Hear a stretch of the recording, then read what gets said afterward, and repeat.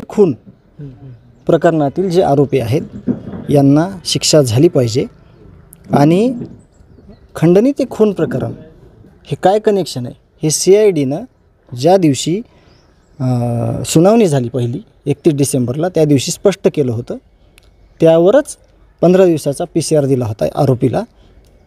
आज माझी भूमिका अशी आहे, जर ह्या आरोपीला मोक्का अंतर्गत मोक्का आणि 302 मध्ये खुनाच्या आरोपाचं नाही घेतलं तर उद्या 10 वाजतापासून माझं एक वैयक्तिक माझ्या कुटुंबाचं असं आंदोलन असेल की जे टॉवर आहे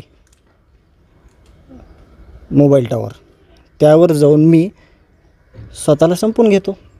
त्याचं कारण असं आहे की हे जर आरोपी ह्याच्यातले सोडले तर उद्या हे पण माझा खून करतील, हे पण मला अशाच निर्घुण पद्धतीनं मग माझ्या कुटुंबात न्याय मागणारं कोणी नसेल आणि माझ्या भावाला पण वाटेल की चला आपला भाऊ स्वतः संपला, त्याला पण थोडं समाधान वाटेल की अशा पद्धतीनं मारला गेला नाही। तर मी सगळ्यांना सांगतो की उद्या माझं 10 वाजता कुटुंबाचं टावरवर चढून मी मला संपवून घेणार आहे। कोण कोण आंदोलन सहभागी होणार आहे? माझं कुटुंब आहे। भीतीची भावना आहे? भीती आहे ना 100%। मी तेच सांगायलो आहे, मला भीती आहे ना। तुम्ही अजून पण लक्षात घ्या, खंडणी ते खून प्रकरण हा गुन्हा खंडणीतूनच झालेला आहे। हे खंडणी मागायलाच आले होते 6 तारखेला। 28 मेपासूनचा हे सगळे माझ्या भावाच्या मृत्यूपर्यंतचा सगळा कालावधी आहे तो खंडणीतूनच घडलेला आहे। तिथं काय हे दुसऱ्या वेगळ्या कामाला आलेले नव्हते।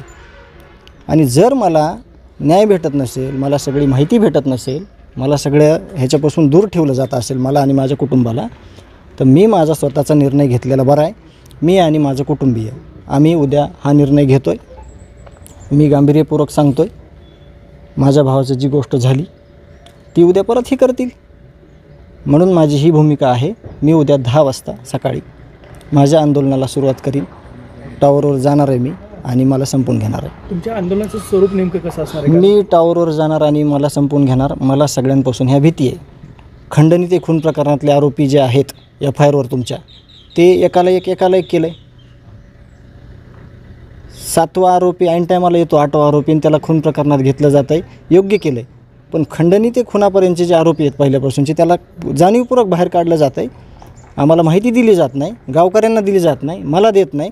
मग मी विश्वास ठेवलेला चुकलो का? मी मुख्यमंत्री साहेबांवर विश्वास ठेवला, कालपर्यंत बोलतो आहे मी की माझा सगळ्यांवर विश्वास आहे। पण यंत्रणा जर आम्हाला सगळी माहिती देत नसेल, कोणाला तरी वाचवण्याचा प्रयत्न करत असेल, तर आमच्या ह्या न्याय मागण्याला मला वाटते काहीच अर्थ नाही। म्हणून मी गांभीर्यपूर्वक सांगतो आहे की माझं उद्या आंदोलन असेल आणि मी तुम्हाला आव्हान करतो आहे की माझं आंदोलन हे अशा गोष्टीनं होईल। तुम्हाला फोन आलते का?